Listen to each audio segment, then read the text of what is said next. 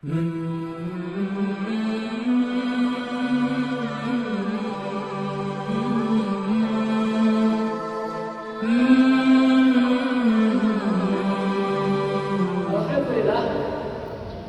saya tidak menyangka sebanyak ini ibu-ibu peserta kegiatan hari ini IMB ini. Indahnya bersama Al-Quran. Dan yang saya banggakan sekali, yang ikut ini semua anak-anak muda. Saya bisa membayangkan ke depan bagaimana Lok Senawi ke depan. Karena memang yang ikut program ini semua adalah anak-anak muda semua. Karena memang yang mengelola pun,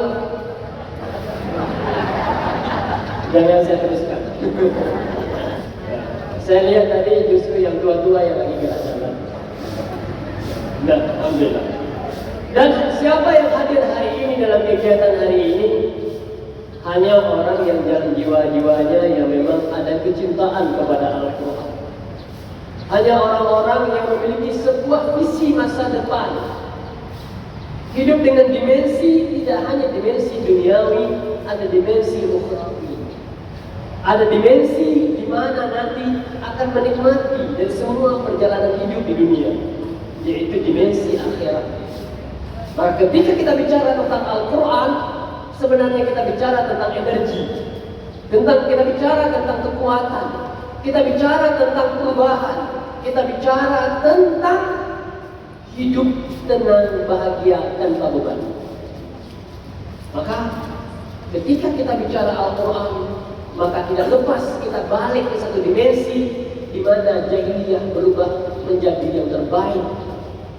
Ketika Al-Quran turun dan diturunkan oleh Allah kepada Rasulullah SAW, apa yang terjadi? Sebuah kemukjizatan Al-Quran. Bahkan Al-Quran adalah mukjizat yang paling besar bagi Nabi Muhammad SAW, merubah warna Arab, merubah warna dunia, merubah warna jahiliyah yang dulunya tidak dikenal, yang dulunya tidak dianggap orang yang paling terbelakang, dianggap orang-orang yang tidak punya apa-apa, peran apa-apa di tengah kehidupan dunia, berubah menjadi orang-orang yang hebat. Siapa yang didiknya? Siapa yang mengubahnya? Apa yang mereka rahasia di balik perubahan itu? Di balik perubahan itu adalah Al-Quran.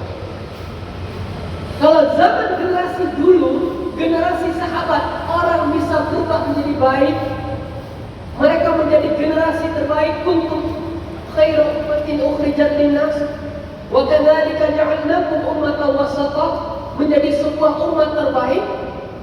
Lalu kenapa hari ini umat Islam terpuruk?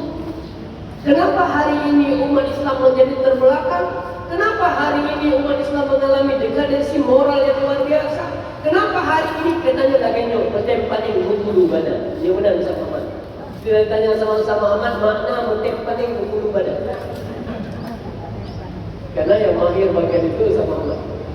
Saya masih belajar 20%. Sampai nanti malam jam 12 masih belajar. Saya belajar berpantun di kantor Muhammad. Dalam lebih menutup hidup. Ya. Hidup kita terpuruk. Kenapa? Padahal Al-Quran yang kita baca hari ini, Al-Quran yang dibaca oleh Rasulullah kepada sahabat, yang dibaca oleh Abu Bakar, yang dibaca oleh Umar, Utsman, Ali, yang dibaca oleh para sahabat. Kenapa mereka berubah? Sedangkan Al-Quran yang kita baca tidak ada perubahan dalam hidup kita. Bahkan Al-Quran dulu ditulis di atas tulang-tulang. Kalau tulang kebayang saya. Makanya agak susah saya sebut tulang. Apalagi sampai ke Medan. Pernah ke Medan dipanggil dan tulang. Berupaya sampai di mana dipanggil dan tulang. Apakah karena tulang? Mentang-mentang biju di tulang. Nah, ditulis di atas tulang-tulang, ditulis di atas kertas pelepah kurma, bisa berubahnya. Sekarang tanya Al-Quran model kita, warna apa? Pink pun ada. Bisa datang ke toko tapi lebih warna-warni Quran kita. berbagai cetakan, berlomba-lomba cetak Al-Quran. Bahkan saya rasa anak-anak kita yang di ma'had itu, di takfir itu, saya mungkin punya Quran sampai 4 lima. Per semester ganti. Rusak atau bah? Rusak ketika disimpan, bukan ketika dibaca. Dan ini yang kita menjadi satu energi di kita. Di balik IMB hari ini, Indah bersama Al-Quran, IDA. Terbalik-balik. Maaf Ibu, saya terbalik-balik ini faktor usia. Ibu aja gak terbalik-balik, saya terbalik-balik. Nah, indahnya bersama Al-Quran. Ini yang membuat kita motivasi. Ada sebuah harapan besar untuk ikut. Kalau sekedar kita datang ikut hanya sekedar baca Al-Quran, saya pikir kelas besar awis sudah cukup. Di sudut sana udah mantap. Ustaz kelas syukri dengan hidayahnya, saya pikir udah mantap sekali. Al-hidayah. Tapi hari ini kita mau ada energi baru setelah hari ini. Ada semangat baru setelah hari ini. Setelah kegiatan hari ini ada motivasi baru. Ibu pun semakin semangat yang hidup. Masakan pun semakin enak di rumah. Kenapa? Ketika ibu sedang bikin kuah pelit itu dengan surat Al-Kafirun itu, dengan surat Ar-Rahman penuh cinta, maka makanan pun jadi enak. Energi rumah tangga akan jauh lebih bahagia. Kita lihat tentang Al-Quran ini, ibu. Semuanya kita, bapak-bapak juga. Kenapa saya panggil ibu-ibu? Banyak karena ibu-ibu lebih dominan. Bapak-bapak dibalik, ya, nggak nampak. Kita lihat Rasulullah SAW. Rasulullah yang diturunkan kepada beliau Al-Quran. Beliau, Quran ada di beliau, di dada beliau, di jiwa beliau. Rasulullah SAW itu sangat cinta dan peduli kepada Al-Quran. Boleh tanya kita hari ini peduli dan cinta Quran? Sangat, saya Ustaz, sangat peduli kepada Quran. Buktinya apa? Mahar kawin saya Quran. Jadi ada anak gadis kita pengen nikahnya berkah Quran, maharnya Quran, saya cukup Quran. Lalu di maharkan Quran disimpan sampai mati nggak pernah dibaca. Itu saking sakralnya nggak pernah dibaca. Sehingga mengatakan adalah Rasulullah cinta kepada Al-Quran dan menghabisi hidupnya bersama Al-Quran. Suatu hari Abu Bakar datang menjumpai Rasulullah. Apa kata Abu Bakar? Dalam beberapa riwayat berbeda. Syibda ya Rasulullah, rambutmu telah berubah wahai Rasulullah. Rambutmu telah berubah ya Rasulullah. Apa jawab Rasulullah? Syayyabatni hudun wal waqi'ah wal mursalat wa amma yatasaalun wa ila syamsu kuwirat. Dalam riwayat yang lain, syayyabatni hudun wa ikhwatuha. Yang membuat rambutku berubah adalah surat Hud, surat Al-Waqi'ah, surat Al-Mursalat, surat Amma Yatasaalun, surat. Ternyata yang membuat rambut Rasulullah berubah karena Al-Quran. Kalau kita rambut berubah, tidak ada pikiran. Banyak pikiran macam-macam kita pikirkan. Ya. Sampai putih rambut bukan karena Quran. Ada orang putih rambut, kenapa putih rambut? Memikirkan Quran. Memikirkan apa? Memikirkan anjing baca Quran. Sampai putih anjing baca. Memikirkan apa mau belajar? Mikir doang. Ada orang takut saya bisa baca, karena Nabi bilang. Maka kita katakan Rasulullah SAW menghabiskan itu. Dan Rasulullah SAW beliau itu sangat rindu, selalu rindu dengan Al-Quran. Bagaimana rindu kan? Bahkan beliau bukan hanya beliau yang membaca, beliau minta kepada Ibnu Mas'ud. Apa yang dia bilang? Wahai Ibnu Mas'ud, Iqra' alayya Al-Quran. Wahai Ibnu Mas'ud, bacakan untukku Al-Quran. Dan Ibnu Mas'ud mengatakan, ya Rasulullah, Aqra'u alayka Al-Quran wa alayka unzil. Ya Rasulullah, bagaimana saya baca Quran untukmu padahal Al-Quran diturunkan kepadamu ya Rasulullah. Apa jawab Rasulullah? Aku rindu Al-Quran itu dibaca oleh orang lain. Lalu Ibnu Mas'ud membaca Al-Quran, dan ketika beliau membaca surah An-Nisa ayat 41, ketika sampai kepada fakaifa idza ji'na min kulli ummatin bisyahidin wa ji'na bika haula'i syahida. Ketika pada saat itu, ketika datang kepada kami menjadi saksi dari setiap umat, pada hari yaumil qiyamah nanti Rasulullah akan menjadi saksi kepada umatnya. Ibnu Mas'ud mengangkat kepala. Dalam riwayat dikatakan ada yang menyentuh badan beliau sehingga beliau mengangkat kepala. Dan apa beliau melihat? Beliau melihat Rasulullah, fara'aitu dumu'ahu tasil. Aku lihat air mata Rasulullah terus bercucuran. Rasulullah itu kalau baca Quran air matanya terus bercucuran. Air mata beliau terus basah. Air mata beliau penuh. Kenapa? Membaca Al-Quran dengan penuh tadabbur, penuh kerinduan. Membaca Al-Quran dengan penuh penghayatan. Membaca Al-Quran dengan jiwa menjiwai. Maka air mata menetes. Maka saya bayangkan kita lagi program kita membuat Baitur Rahman.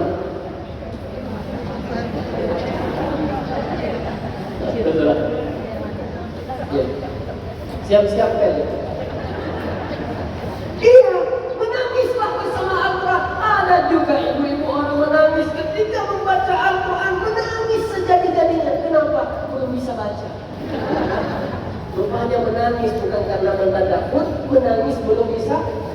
Ada anak-anak gadis kita yang tua-tua mau nikah, berbalik lagi ke KUA. Karena sekarang di KUA kan kita ngaji. Pak kita ngaji, dia buka-buka menangis. Ditanya sama Pak KUA, kenapa engkau menangis? Begitu menghayatikah engkau dengan makna Al-Quran? Bukan itu, Pak. Belum bisa baca. Menangis kalau nggak bisa baca Quran hanya jadi nikah. Ini. Maka Rasulullah Shallallahu Alaihi Wasallam mengajarkan itu. Dan Rasulullah Shallallahu Alaihi Wasallam itu setiap bulan Ramadan itu selalu tadarus dengan siapa? Dengan Jibril. Selalu tadarus dengan Jibril. Selalu beliau membaca Quran. Apa dikatakan dalam hadis? Ternyata tadarusnya Rasulullah itu punya efek. Efeknya apa? Diriwayatkan oleh Ibnu Abbas, Rasulullah orang yang paling dermawan, khususnya di bulan Ramadan, yaitu ketika malaikat Jibril menemuinya, dan malaikat Jibril senantiasa setiap malam menemui Rasulullah di bulan Ramadan untuk mentadaruskan Al-Quran, meminta Rasulullah membacakan dan Jibril menyimaknya. Apa yang terjadi pada Rasulullah? Rasulullah menjadi lebih dermawan. Maknanya apa? Bacaan Quran yang kita baca, efeknya membuat pribadi lebih dermawan lagi, menjadi lebih baik lagi. Bagaimana dikatakan oleh Ibnu Abbas? Bagaikan angin yang berhembus, terus berhembus. Sedekahnya, puasanya, ibadahnya, maknanya apa? Nanti setelah belajar Al-Quran, efeknya kita menjadi lebih baik. Disebutkan oleh Imam Ibnu Hajar Al-Asqalani dalam kitab Fathul Bari ketika mensyarahkan hadis ini menyatakan wa fihi anna mudawamatul tilawah. Di dalam hadis ini menjelaskan bahwa continue di dalam tilawah Al-Quran, selalu melakukan tilawah Al-Quran, tujabu ziyadatul khair, mengharuskan ada penambah kebaikan. Kalau baca Al-Quran terus, tetapi tidak membuat diri menjadi berubah, baca Al-Quran terus, tapi hanya sekedar mencari pahala dari baca Al-Quran, tidak ada perubahan dalam diri kita, tidak ada efek dari baca Al-Quran. Maka oleh karena itu, kita katakan Al-Quran itu adalah sesuatu yang bisa mengubah. Al-Quran itu sesuatu yang bisa memberikan efek positif kepada diri manusia kalau mau baca Quran. Tapi sayangnya hari ini, siapa yang baca Quran? Ibu-ibu yang muda-muda ini. Ya, ibu-ibu muda yang menghabiskan waktu di Baitur Rahman, datang ikut halaqah ini. Maaf saya bilang, sebenarnya orang-orang tua yang sedang kuliah itu masih cemburu dengan ibu-ibu yang muda. Kenapa? Ibu-ibu, saya jujur saya bilang, saya di beberapa pengajian saya datang, kenapa wajah-wajah itu aja yang ada? Maaf ibu, setiap datang ke pengajian, di sini ada wajah ibu itu, di sini ada wajah ibu ini, di sini ada wajah ibu. Seakan kau semangat hanya beliau aja. Nah, menunjukkan ada semangat untuk belajar. Nah, maka bagaimana kita sekarang? Al-Quran sekarang ada di depan kita semuanya. Al-Quran kita punya Quran. PR besarnya adalah kaifa nata'amal ma'al Quran. Bagaimana kita berinteraksi dengan Quran. Seperti saya katakan, ada orang yang punya Quran disimpan, Al-Quran disanting.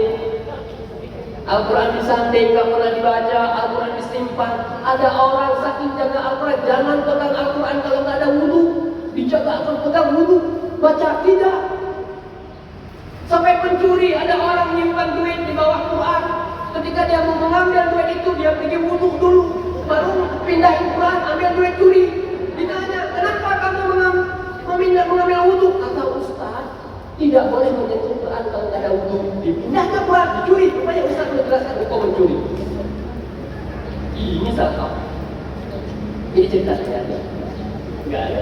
Maka kita katakan, kita bisa melihat ada 3 ulama besar yang menceritakan tentang bagaimana kita berinteraksi dengan Al-Quran. Ada Imam Al-Ghazali. Imam Al-Ghazali, beliau menulis banyak sekali tentang buku Ihya Ulumuddin, salah satunya tentang sopan santun membaca Al-Quran.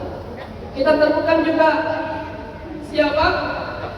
Imam An-Nawawi menulis kitab At-Tibyan, bagaimana juga ada membaca Quran. Bahkan yang terakhir di zaman kita ini ada ulama besar yang baru saja meninggal, namanya Profesor Dr. Yusuf Al-Qaradawi, menulis buku tentang kaifa nata'amal ma'al Quran. Bagaimana kita berinteraksi dengan Al-Quran. Nah, cara kita berinteraksi dengan Al-Quran, yang pertama apa? Tilawah. Selalu belajar tilawah. Selalu baca Al-Quran. Kapan ada waktu kita baca Al-Quran, ada kesempatan kita baca tilawah Al-Quran. Ada namanya one day one juz. Ada yang bilang, Ustaz, saya one day bukan lagi one juz, one day 5 juz. Mantap itu, mantap sekali itu. Saya aja belum sanggup. Gimana nggak sanggup Ustaz?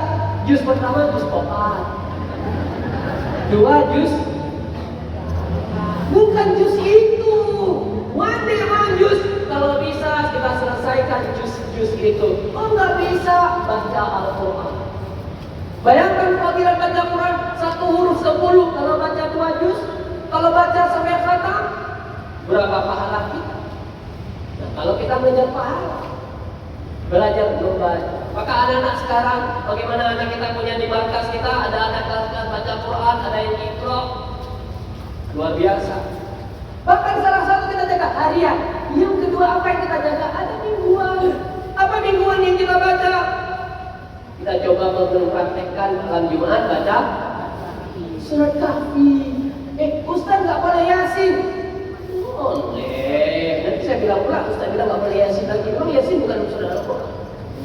Yang pertama memang masyarakat kita banyak mengamalkan Yasin. Boleh, hukum dasarnya boleh. Tapi mengkhususkan seakan-akan malam Jumat wajib baca Yasin atau dianjurkan, itu dalilnya tidak kuat. Dalilnya tidak kuat. Oh ya dia tidak kuat, tidak boleh amal. Boleh. Nanti kita belajar ilmu hadis. Ada apa namanya ilmu hadis? Beramal dengan hadis dhaif boleh, boleh. Selama dalam fadilah amal. Tapi kalau ada hadis yang lebih sahih, kenapa tak kita amalkan? Hadis yang paling sahih itu malam Jumat, hari Jumat baca surat Kahfi. Sesekali rindu sama Yasin. Boleh rindu sama Yasin. Boleh kembali ke sekali. Tapi wallah bersalah setiap semuanya. Ada apa hadisnya? Ada hadis man qara'a surat Yasin lailatal Jum'ah. Siapa yang membaca surat Yasin pada malam hari Jumat, Allahu minan nur, akan disenari dengan cahaya antara dia dan Ka'bah. Hadis yang diriwayatkan oleh Imam Ad-Darimi, disahihkan oleh Imam Al-Albani. Ada dua hadis yang paling kuat tentang ini, yang lain ada beberapa penjelasan saja.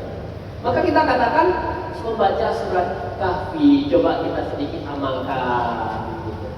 Memulai membiasakan yang baru. Bahkan tapi kami dalam mazhab Syafi'i, kami membaca surat Yasin tidak. Diriwayatkan oleh Imam Nawawi, Imam Syafi'i mengatakan disunatkan pada malam Jumat itu membaca surat Kahfi. Kita lihat dalam kitab Al-Majmu'. Itu pertama, Bapak. Yang kedua, tafhim. Apa makna tafhim? Kita coba memahami. Ayo ibu, kita buka terjemahannya, kita tadabbur maknanya. Kalau ibu rindu-rindu ingin baca novel, bacalah Surat Maryam. Ya, kisah Maryam itu ibu lebih indah daripada kisah kita. Jadi Surat Maryam, baca Surat Yusuf. Ada ibu-ibu sampai sering baca Surat Yusuf. Ditanya, kenapa ibu sering kali baca Surat Yusuf? Saya ingin anak saya ganteng seperti Yusuf. Dilihat ganteng doang, kenapa nggak dilihat baiknya seperti Yusuf? Yang ketiga apa? Naik lagi tingkat. Pertama tadi baca, yang kedua memahami, yang ketiga apa? Tanfiz, bukan tahfiz, tanfiz. Mulai mempraktekkan, mulai menerapkan nilai-nilai yang kita pahami dari Al-Quran, kita praktekkan. Lalu apa lagi? Naik tingkatnya, tahfiz, baru kita hafal. Setelah kita hafal apa lagi? Ta'lim, mengajarkan. Mulai kita mengajarkan. Setelah kita mengajarkan apa lagi? Tahkim. Jadi ada 6 tingkat kita belajar Al-Quran. Kalau hari ini belajar tilawah, 1, tafhim, memahami. Yang ketiga, tanfiz, coba melaksanakan dalam kehidupan. Yang ketiga, tahfiz, menghafal. Yang kelima, ta'lim, mengajarkan. Yang keenam, tahkim, hidup berpedoman kepada Al-Quran. Jadi ini tahapannya. Saya Ustaz, cukup dengan tilawah aja, belum cukup. Ini tahapan paling rendah. Tapi Ustaz, bagaimana? Usia saya sudah lanjut. Semampunya. Jadi dengan dipaksa, semampu kita. Nah, kemudian apa keutamaan orang belajar Al-Quran ini? Maka ketika saya lihat ibu-ibu ini, saya doakan juga semoga yang ada di jamaah hari ini semua menjadi ahli surga, insya Allah. Semua akan menjadi ahli surga. Di yaumil qiyamah kelak, kita akan disuruh baca Al-Quran dalam satu riwayat, dan bacaan kita sampai pada ayat yang terakhir yang kita kuasai. Dan 30, alhamdulillah, satu ayat dia baca, satu tingkat naik derajatnya. Satu ayat dia baca naik lagi, satu tingkat sampai pada ayat terakhir. Bayangkan kalau hafalan kita yang sudah 30 juz. Bayangkan kalau yang 5 juz. Bayangkan yang S30. Balik sedikit. Bayangkan lagi kalau hafalan cuma kita surah langganan. Inna a'tainakal kautsar. Terus fasalli li rabbika wanhar. Wah, innal ayat ketiga habis. Naik lagi, habis modal. Nah, makanya anak-anak kita menghafal Quran, semakin banyak hafalan kita, semakin tinggi derajat kita. Kemudian apa lagi? Khairukum man ta'allama al-Qur'ana wa 'allamahu. Orang yang paling baik itu, kata Rasulullah, siapa? Orang yang belajar Al-Quran. Belajar, saya belum bisa Ustaz, terus belajar. Tapi baru bisa-bisa juga Ustaz, Iqra 2 belum pindah-pindah, terus belajar. Kenapa? Allah melihat kepada kesungguhan kita di dalam belajar. Yang kedua, yang sudah punya ilmu, mengajarkan. Maka guru-guru kita ini semoga Ustaz Alwi, Ustaz Muhammad, Ustaz Muhammad, semua guru-guru kita ini depan semua, ini adalah orang-orang ini akan nanti, Masya Allah, saya nggak tahu bayangkan pahala mereka mengajarkan Al-Quran. Ya, saya belum mudah-mudahan. Kemudian ada Rasulullah SAW mengatakan, alladzi yaqra'ul Qur'ana wa huwa mahirun bihi ma'as safaratil kiramil bararah. Nanti di yaumil qiyamah orang yang menghafal Quran mahirun bihi, menguasai Al-Quran, hafal Quran, pahami makna Al-Quran, ma'a siapa? Ma'al kiramil bararah. Siapa mereka? Bersama para malaikat yang mulia, bersama Jibril. Lalu bagaimana dengan walladzi yaqra'ul Qur'ana wa yata'u fihi Bagaimana mereka? Wa huwa 'alaihi syaqun lahu ajran. Diberikan 2 pahala. Orang yang masih Quran belajar tak-teh, 1 langkah 2 mundur, jangan, karena dikasih pahala oleh Allah Subhanahu wa taala dari setiap beban-beban kita membaca Al-Quran. Dan hari ini ibu-ibu semuanya kita berkumpul. Dalam rangka kita berkumpul hari ini sesuai dengan apa yang disampaikan oleh Rasulullah sallallahu alaihi wasallam. Majtama'a qaumun fi baitin min buyutillah. Siapa yang berkumpul di dalam rumah Allah, hari ini kita di rumah Allah, di Baitur Rahman, kita main Baitur Rahman. Ini rumah Allah. Siapa yang berkumpul di rumah Allah, yatlu kitab Allah, dia akan membaca kitab Allah, kita akan belajar Quran sebentar lagi, illa nazalat alaihimus sakinah, akan diturunkan ketenangan dalam hatinya. Ibu akan menemukan satu titik bahagia. Nah itu dia tadi, indahnya bersama Al-Quran. Ibu sebentar lagi akan merasakan satu keindahan yang tidak dirasakan oleh mereka-mereka yang tidak dekat dengan Al-Quran. Yang pergi duduk di mana? Di Gunung Salak sambil kopi, merasakan keindahan kopi, kenikmatan kopi dengan pemandangan yang sangat indah. Dia gelisah. Orang yang cari tamasya di hari Ahad, mencari satu hiburan supaya jiwanya menjadi tenang, gelisah. Tapi hari ini yang berkumpul di rumah Allah ini, yang sebentar lagi akan membuka lembaran-lembaran Al-Quran, akan melakukan jaulah Quraniyah, rihlah imaniyah bersama guru-guru kita nanti. Pertama, akan diturunkan sakinah, wa ghasyiyatuhumur rahmah, akan dipayungi, akan dinaungi dengan rahmat Allah, kasih sayang Allah, dalam menemukan kasih sayang Allah. Bagaimana indahnya lagi itu. Kemudian apa lagi? Wa haffathumul malaika, ditutupi oleh malaikat rahmat di atasnya, ditutup. Apa lagi? Wa dzakarahumullahu fi man indah. Satu-satu nama ibu disebut ada Allah fi man indahu, bersama orang-orang dekat dengan Allah, bersama para para malaikat. Apa yang didapatkan dari hari ini?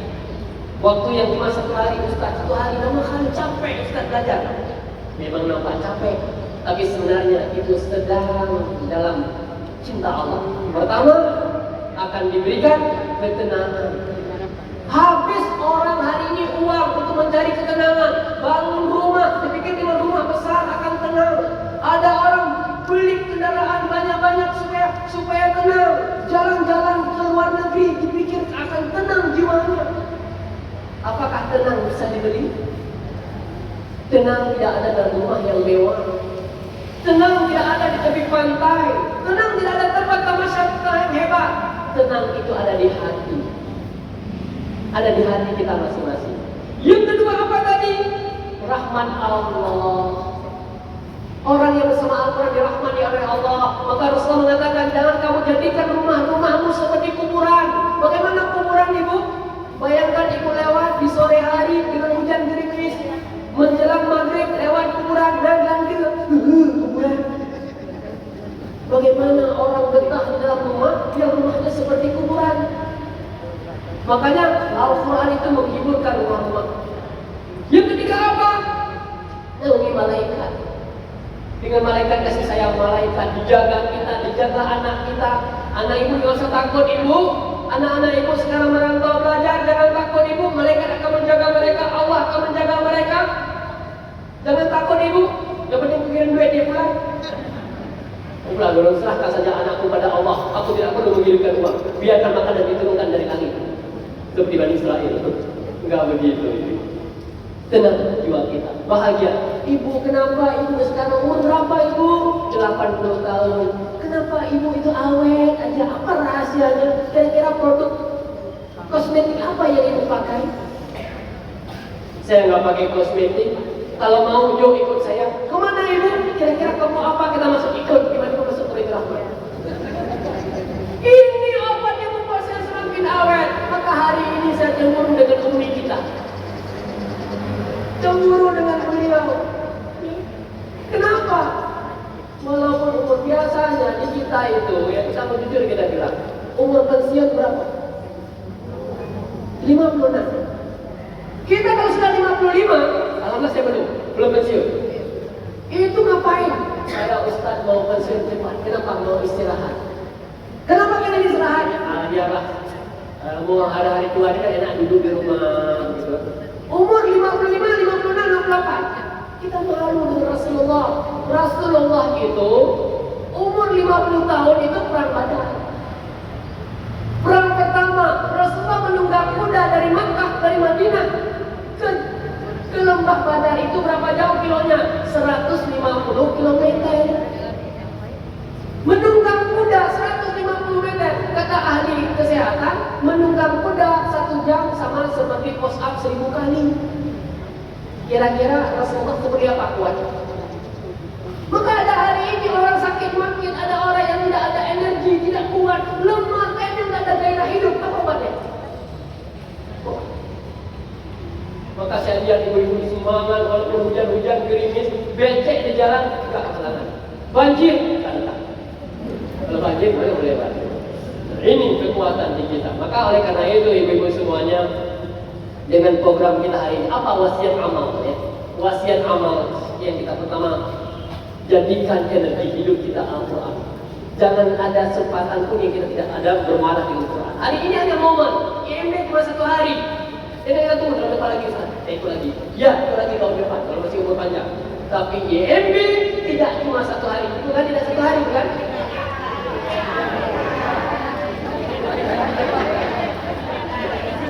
Maaf ibu, saya lagi mengurus pendidikan bangunan. Saya mengurus ini pendidikan bangunan. Jadi memang masuk dalam bawah sadar. IBA.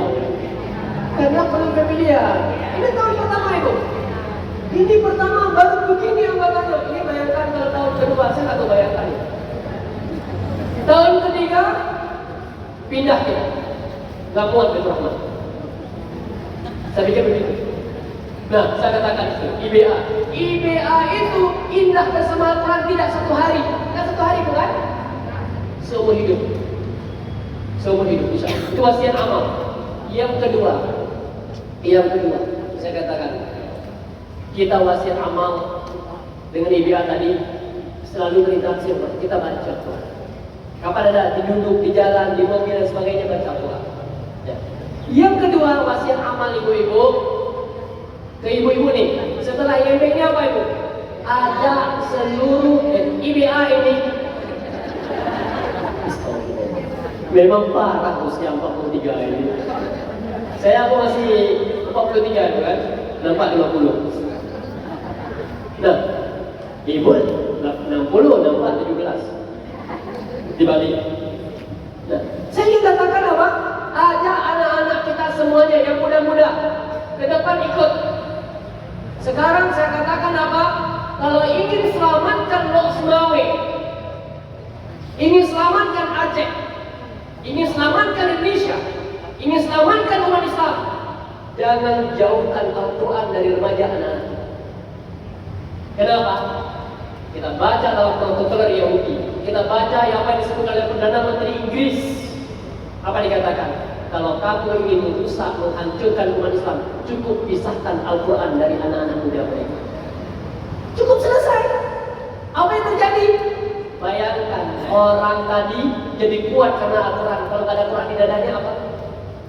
Maka apa yang terlihat ibu sekarang? Baca Quran cuma waktu dulu di Iqra, setelah habis Iqra selesai Iqra anak nggak baca Quran lagi. Kapan dia akan baca Quran lagi? Ketika nanti mau nikah, dia baca sekali lagi. Itu pun 2 bawahan sama Al-Fatihah. Kapan dia bacakan lagi? Mulai kota Al-Fatihah. Kapan lagi baca Quran lagi? Tunggu dibacakan Quran kepadanya. Nah, hari ini ibu kalau lihat ibu kafe-kafe, ada Quran dalam jiwa mereka? Enggak ada. Maka keprihatinan ini, kesedihan ini, kegelisahan ini, kegundahan ini adalah kegundahan kita semuanya. Maka hari ini rumah kita menjadi rumah Quran. Hidup kita adalah perjalanan bersama Al-Quran. Anak-anak kita adalah pengibar bendera Quran kelak insyaAllah. Amin ya rabbal alamin. Semoga Allah berkahi hidup kita. Semoga Allah memudahkan urusan kita. Semoga Allah juga memberikan kedamaian, bahkan masa depan yang indah untuk Islam, insya Allah. Hidup bersama Al-Quran, indahnya hidup bersama Al-Quran.